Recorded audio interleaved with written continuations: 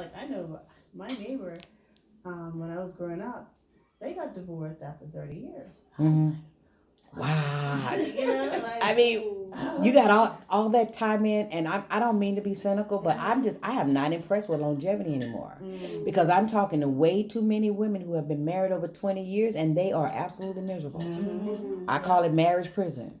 So I'm like, I don't see how that's gonna work.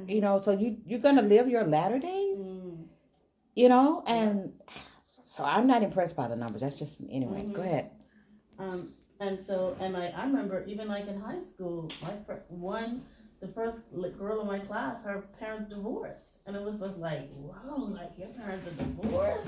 Like, and then I remember like, my sister-in-law, she was the opposite. Her parents were the only ones who were together. Like, so society has changed. And so our thinking about marriage and that longevity, it has changed, and so our young people, like I know, like my daughters, when I talk to my daughters, like, no, mama, no, not having that, Millennials have a different perspective on marriage. They I've been definitely spending do. time with them. In fact, I had a brunch.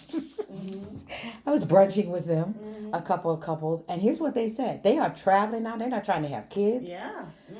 They've been married. This couple have been married 5 years. They're not even thinking about having children right now, because they know that the dynamics are going to change. So they're having fun right now. They're getting to know each other. They're traveling, and so when I did the statistics on them, their marriages are lasting longer. Yep.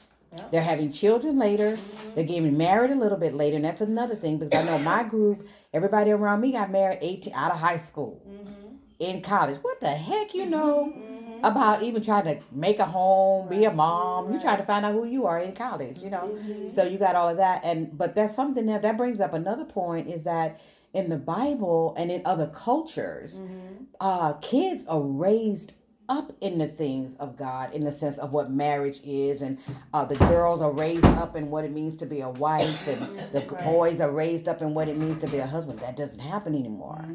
That's not happening. That's a real critical piece. Even when I went to Ghana, we went to this area where they set aside for the girls, where they have to go to this mountain, and it's like a rites of passage, and so they go to this rock, and they even saw like they put circles on the rock. I don't know what it was all about, and how they have to dress, adorn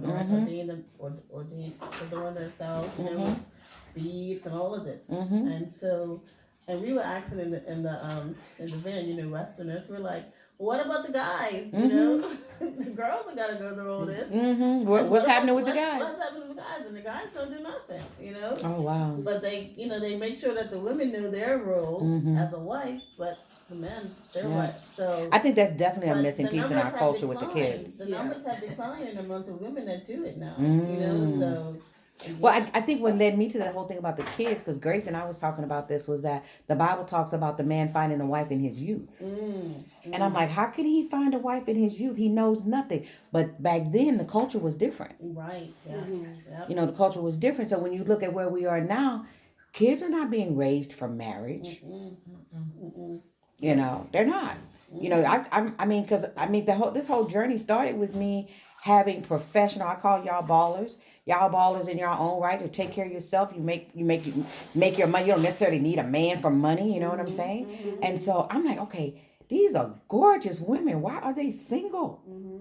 So now I'm on a quest to figure it out, because I want all y'all married. If you want to be, But I'm just like, okay, they bring a lot to the table. But then I realized too that it's when I started talking to a lot of my corporate professional counterparts. Some of the mistakes that we make as balling women, is what I call us, is that we bring that home. And that's not what that man needs in the home. So in the Queen Network, I will be teaching more on what that transition is supposed to look like.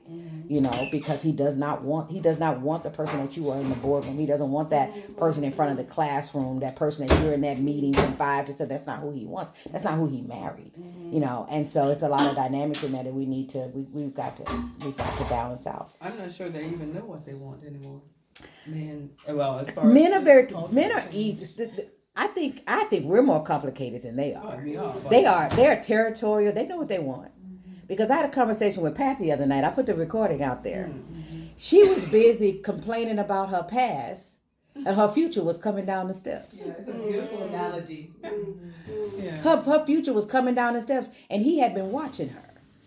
She getting ready to go cry to her mama. This man, this man, and Dewey just coming down the step with his easy walking.